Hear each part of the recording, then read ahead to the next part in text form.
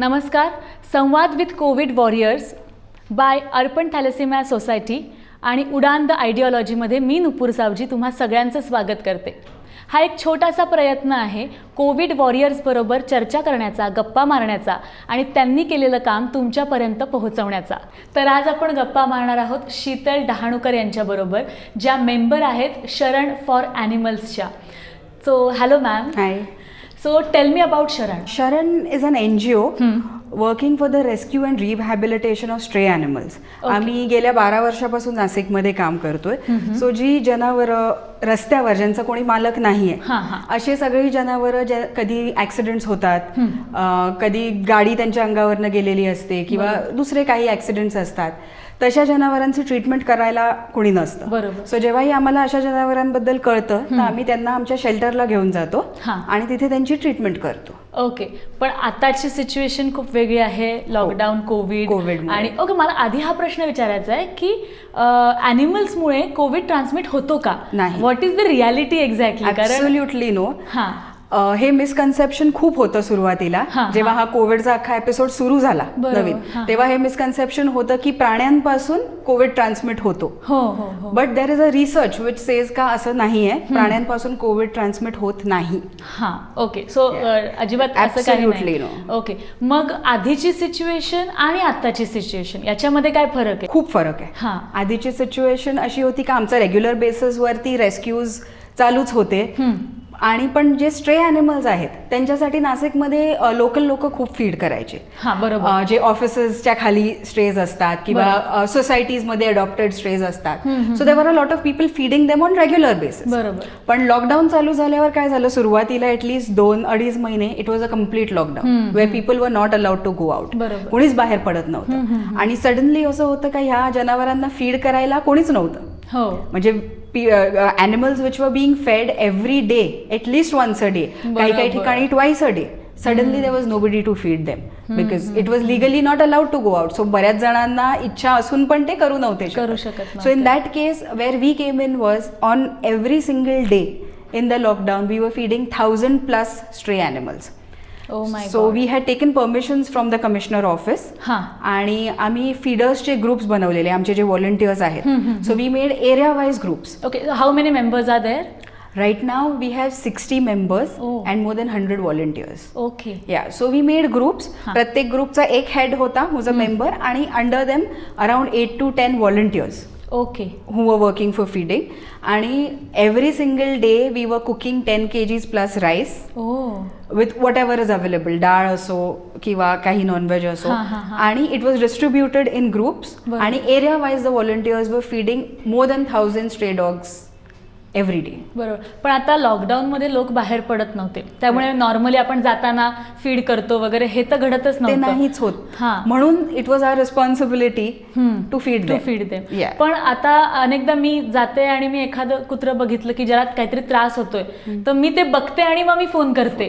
पण आता लोक बाहेर पडतच नसतील त्यामुळे तुम्हाला फोनच येत नसतील. आम्हाला त्या काळात तो त्रास एक खूप झाला की बरेच रेस्क्यूजचे कॉल्स आमच्यापर्यंत आलेच नाही, कारण कोणी बाहेर पडत नव्हतं. कारण माणूस कितीही, अगदी बरेच लोक असतात ज्यांना जाऊन हात लावायची आवड नसते, but the list they do is काय एनजीओ आहे ऍटलीस्ट कॉल करून कळवून देऊ का बाबा इथे जनावर आहे, काही कुत्रा आहे, मांजर आहे आणि जखमी आहे. इव्हन फॉर दॅट मॅटर घोडे, उंट अशाचे सुद्धा आम्हाला रेस्क्यू कॉल्स आलेले आहेत. पण ऍटलीस्ट आमच्यापर्यंत इन्फॉर्मेशन पोहोचायची जेव्हा रेग्युलर बेसिसवर. म्हणजे त्याच्यातले मॅक्सिमम कॉलेज स्टुडंट्स असतात, म्हणजे ते लोक थांबतात सुद्धा अगदी का आम्ही तुम्हाला मदत करू, तुम्ही येईपर्यंत आम्ही थांबतो.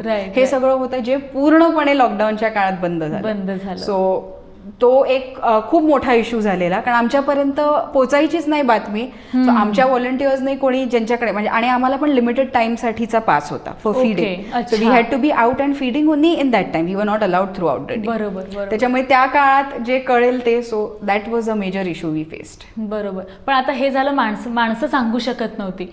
बट कुत्रा, मांजर किंवा जे काही ॲनिमल्स आहेत त्यांच्या पण डोक्यात काहीतरी चालू असेल ना, की म्हणजे जसं आपल्या डोक्यात चालू आहे. येस, आय एम शुअर ती लोकांना त्यांना पण प्रश्न पडला असेल, माणसं गेली कुठे. एक्झॅक्टली. सो आय थिंक सुरुवातीला ते पण एकदम डिस्टर्ब्ड असतील डेफिनेटली, कारण एक तर त्यांचं फीडर्स जे होते ते फीडिंग बंद झालेलं आणि सेकंड इन जनरल म्हणजे रस्त्यात कोणीच दिसत नाही. बट खरं सांगायचं तर ग्रॅज्युअली ते खूप कम्फर्टेबल झाले ह्या सिच्युएशनला, कारण मोकळा एरिया आणि जसं प्राण्यांवर प्रेम करणारे असतात तशाच काही असाही लोकांचा वर्ग असतो जे त्यांना दगड मारतील, स्कूटरवरून जाताना प्राणी बसलाय पण त्याला लाथ मारून जातील. सो हे पण सगळं बंद झालेलं. So definitely that was a pleasant change for them. आणि रस्ते मोकळे होते, जसे फक्त रात्री मोकळे असायचे तसे दिवस त्यांना मोकळे रस्ते मिळत होते. So I am sure they were very happy about it. So हे झालं रस्त्यावर जे ॲनिमल्स असतात त्यांच्याबद्दल. पण कित्येक लोक घरी पाळतात, तर त्यांनी मी असं ऐकलं की खूप लोकांना सोडून दिलं किंवा ते त्याच्याबद्दल काय? म्हणजे ॲक्च्युली जसं मी म्हटलं की सुरुवातीला देर वॉज अ मिसकन्सेप्शन की प्राण्यांपासून पण ट्रान्समिट होतोय Covid, which was wrong. There is a research which proves that प्राण्यांपासून कोविड नाही ट्रान्समिट होऊ शकत, ह्युमन्सला तर डेफिनेटली नाही होऊ शकत. सो आम्हाला पण बरेच कॉल झाले सुरुवातीला हे विचारायला की प्राण्यांपासून होतो का, आणि आम्हाला आमचा कुत्रा देऊन टाकायचा आहे शेल्टरला किंवा मांजर देऊन टाकायची. सो बऱ्याच जणांना आम्ही कन्व्हिन्स करू शकलो की असं नाही आहे आणि ते करण्याची काहीच गरज नाही आहे. If this is the reason you want to abandon your dog, तर ट्रान्समिट नाही होत. इट इज 100% शुअर की ट्रान्समिट नाही होत. पण त्याच्याशिवायही बऱ्याच जणांनी आपले कुत्रे रस्त्यावरती नेऊन सोडून दिले. सो आम्हीच रेस्क्यू केलेल्यांमध्ये आत्ता सध्या आमच्याकडे शेल्टरला 4 लॅब्राडॉर्स आहेत, 2 ग्रेट डेन्स आहेत, बीगल आहे. So these are like pure bred dogs as people say. So people have actually paid to buy them. पैसे देऊन विकत घेतलेले डॉग्स आहेत, पण आता ही सिच्युएशन आल्यावर they have not thought twice before abandoning them. So अशा बऱ्याच केसेस आलेल्या आहेत वेअर आम्हाला कॉल झालेत की अशा ब्रीडचा कुत्रा रस्त्यात फिरताना दिसतोय. आणि काय होतं, हे पाळीव कुत्रे आहेत जे घरात राहतात. So they are not strong enough to withstand stray dogs. बरोबर. जर बाहेर बाकीचे रस्त्यावरचे कुत्रे त्यांच्या अंगावर आले तर ते विथस्टँड नाही, कारण त्यांना कधी सवयच नाहीये प्रोटेक्टेड असण्याची. एक्झॅक्टली, ते घरामध्ये राहिल्यामुळे त्यांना ती सवय नसते. सो अशा केसेसमध्ये आम्हाला इमिजिएट रेस्क्यू करणं पण खूप इम्पॉर्टंट असतं. बरोबर. सो तशा केसेस बऱ्याच आल्या की in spite of telling them का that is not the truth, प्राण्यांपासून कोविड ट्रान्समिट होत नाही, but there was a lot of abandoned cases during the COVID times. पण हे कोविड झालं, आता लॉकडाऊनमध्ये हे घडलं, पण आता अनलॉकची प्रोसेस सुरू झाली आहे. त्यामुळे आता परत त्याचे वेगळे परिणाम आपल्याला दिसायला लागलेले आहेत. म्हणजे त्याच्यात एक फर्स्ट जो आमच्या लक्षात आलाय, again hit and run cases खूप वाढले आहेत. बिकॉज काय झालेलं आहे, इतके दिवस प्राणी पण खूप कम्फर्टेबल झालेले, काय रस्ते मोकळे आहेत, गाड्याच नाही आहेत, एखादी गाडी कधीतरी गेली तर, नाहीतर काहीच नाही. सो अख्खा म्हणजे एरिया त्यांचं राज्य होतं. आणि आता जसं अनलॉक चालू झालंय ग्रॅज्युअली, आधी ऑफिसेस चालू झाली, मग प्रॉब्ली कॉलेजेस होतील, स्कूल्स होतील, तर जशा गाड्या वाढतायत हे खूप गरजेचं आहे की आपण त्या प्राण्यांना पण परत ह्या नवीन अनलॉक फेजला ऍडजस्ट व्हायला थोडा वेळ द्यावा. त्याच्यामुळे आम्ही सगळ्यांना तीच रिक्वेस्ट करतोय की जेव्हा तुम्ही गाडी चालवताय, आता जसं तुम्हाला मास्क, हँड सॅनिटायझर हे सवय व्हायला वेळ लागली, तसं त्या प्राण्यांना पुन्हा गाड्यांची सवय व्हायला वेळ लागेल. So you need to give them time to get adjusted to the new unlock phase. त्याच्यामुळे गाडी चालवताना थोडंसं सांभाळून काळजी घेतली पाहिजे. बट मग आता तुमच्याकडे 100 व्हॉलेंटियर्स होते, बरोबर. मग आता त्यांची पण सुरक्षा आहे, कारण ते बाहेर फिरतात दिवसभर. तर मग सो आमचे एम्प्लॉईज सुद्धा आहेत, plus members and volunteers. So हे जेव्हा आम्ही फीडिंग सुरू केलं त्याच्या आधी वी मेड शुअर की त्यांना सगळ्यांना ब्रीफिंग झालेलं की जसं हे काम करणं खूप इम्पॉर्टंट आहे, पण तितकीच प्रत्येकाची सेफ्टी इम्पॉर्टंट आहे. So we made sure every person जो शरणकडनं बाहेर जात होता had to wear a mask, had to wear gloves, आणि त्यांची सगळी जी सेफ्टीची काळजी होती ती आम्ही घेतलेली. इवन नाव आमचे जे एम्प्लॉईज आहेत त्यांना पण we make sure that whenever they are going out for a rescue they are wearing a PPE suit, they are wearing a mask. आल्यानंतर सगळं डिस्कार्ड केलं जातं इन द राईट मॅनर. ही सगळी काळजी आम्ही घेतोय. तुमच्यामध्ये कुणीच पॉझिटिव्ह आलं नाही? सगळे not a single member, not a single volunteer, not a single employee has been positive, कारण आम्ही ती काळजी घेतली थ्रू आउट. का त्यांचा जीव पण तितकाच महत्वाचा आहे. So every single care was taken का असं काही होऊ नये. ओके. जसं काही लोकांनी अबंडन केलं आपल्या पेट्सना, पण काही लोक अवेअर पण झाले असतील ना खूप. सो मग त्याबद्दलची काही कारण बरेच जण असे होते की जी लोक आम्हाला कॉल करून बोलायचे की असं ऐकलंय मग काय करू, पण जेव्हा आम्ही त्यांना एक्सप्लेन केलं, जेव्हा प्रूफ्स दिली, ती आर्टिकल्स जी होती which is there is a research which says का असं नाही होत, सो दे वर कन्व्हिन्स्ड. ओके. सो म्हणजे कारण obviously when you have a pet it is like your kid. Correct. You take care of it, so nobody wants to abandon it generally. तरी नाही असं. सो जेव्हा त्यांना हे प्रूफ्स दिले गेले का असं काही नाही आहे, they were very comfortable to you know, त्यांना असं काही डाऊट नव्हता त्याच्यानंतर.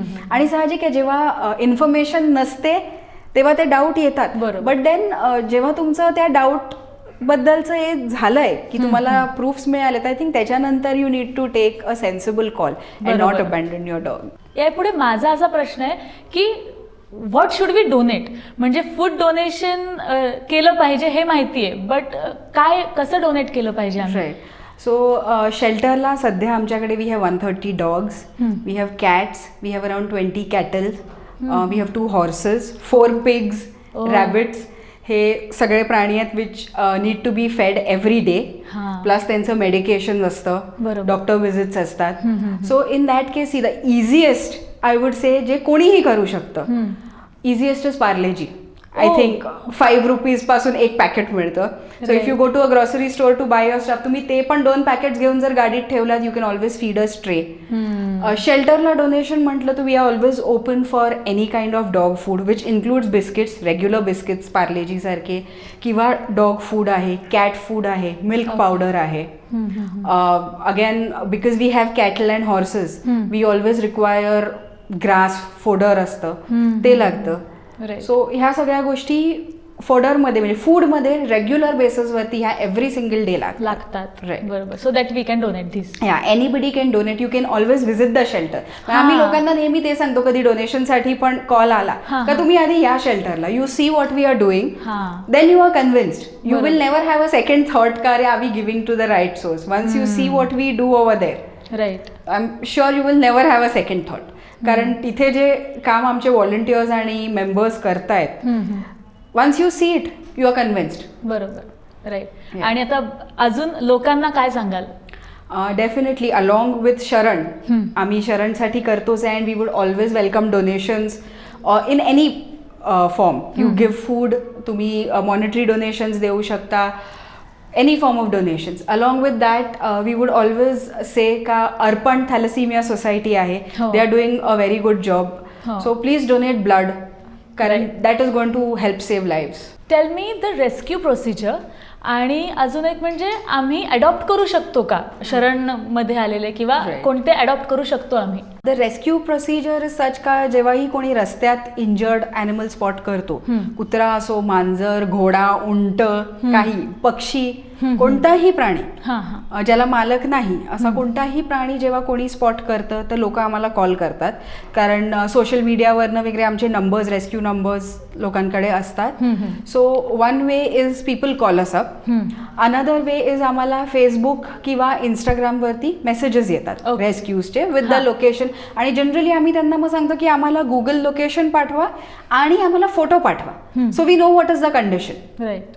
म्हणजे काय लगेच अटेंड केलं. आणि जनरली आम्हाला कॉल आल्यानंतर the first step is immediately आमची व्हॅन निघते, immediate the rescue is taken care of. पण कधी कधी काय होतं की एकाच वेळी आम्हाला 4 ते 5 रेस्क्यूजचे कॉल येतात. बरोबर. सो बऱ्याच वेळा शेल्टरची रेस्क्यू व्हॅन तर रेस्क्यूवर असतेच, पण त्याच्याशिवाय आम्ही आमचे जे व्हॉट्सअप ग्रुप आहेत एरिया वाईज, आम्ही त्याच्यावर मेसेज टाकतो. जर रेस्क्यू व्हॅन अवेलेबल नाही आहे, आता ती ऑलरेडी रेस्क्यूला गेलेली आहे, तर त्याच्यात आम्ही मेसेज टाकतो की आता कोणता व्हॉलंटियर फ्री आहे का, प्लीज गो अँड चेक. आणि बऱ्याच वेळा आमच्यापैकी आम्ही पर्सनल आमच्या गाड्या घेऊन सुद्धा ते रेस्क्यूज करतो. वी पिकअप द ॲनिमल, जर छोटा असेल गाडीत घेण्यासारखा असेल तर, नाहीतर a lot of times we have to hire a tempo or something, जर गाय आहे, घोडा आहे, अशा केसेसमध्ये, आणि we take it to the shelter. आता ह्याच्यातही लोकांचं बऱ्याच वेळा हे मिसअंडरस्टँडिंग होतं का आम्ही 5 वेळा कॉल केले, कोणी आलं नाही. But people need to understand का जे आम्ही ऑलरेडी 4-5 ठिकाणी जर रेस्क्यू करत असलो, you need to give us some time. We will make sure we will reach there. पण अगदी तुम्ही फोन केलेले दुसऱ्या मिनिटाला आम्ही नाही पोहोचू शकत बऱ्याच वेळा, because we are already on the rescue. जर तसं नसेल तर डेफिनेटली म्हणजे we have a dedicated person who drives the van and who does rescues only for this. So the moment we get a call or a message, that person is deployed on the rescue. But जर already 2-3 ठिकाणी rescues चालू असले तर we would always request people का तोपर्यंत जर if it is possible, if it is a dog or a cat, तर तुम्ही काहीतरी तुमच्याकडे जर भांडं असेल तर फक्त पाणी आणि बिस्किट्स द्या, बरोबर, just so that that animal can sustain. शक्य असेल तर तिथे थांबा आमचा कोणी volunteer पोचेपर्यंत. So this is basically the process of the rescue. Adoption, yes, and one very big thing that we always tell is adopt an Indian breed. Indian dogs जितके sturdy आहेत आणि दे are meant for the Indian climate. त्यांना कधी तुम्हाला AC मध्ये ठेवावं नाही लागणार किंवा त्यांना कधी क्लायमेटचा त्रास नाही होणार, बिकॉज त्यांचे जीन्स असे आहेत का they are meant for the Indian climate. So we would always say adopt an Indian dog. Don't buy from the breeders, adopt a dog and adopt an Indian breed. आमच्या शेल्टरला सुद्धा बरीच पिल्लं असतात, थोडे मोठे डॉग सुद्धा असतात जे अडॉप्शनसाठी असतात. अडॉप्शनची प्रोसिजर अशी आहे का we do a house check. So we make sure का कुठल्या घरात आमच्याकडनं ॲनिमल जाणार आहे. तुम्हाला काही डॉक्युमेंट सबमिट करावे लागतात, तुमचा ॲड्रेस प्रूफ, आणि there will be a surprise house check after you have taken the animal. So we have to make sure that the kid that goes from our shelter is kept in the right way. So we make sure house checks होत आहेत आणि that is how the adoption happens. Okay. तुम्हाला जर शरणचं काम बघायचं असेल तर तुम्ही त्यांचं इंस्टाग्राम आणि फेसबुक पेज आहे शरण फॉर ॲनिमल्स, त्याला फॉलो करू शकता. आणि शरण शेल्टरला तुम्हाला जर व्हिजिट करायचं असेल तर ते तुम्ही कधीही करू शकता.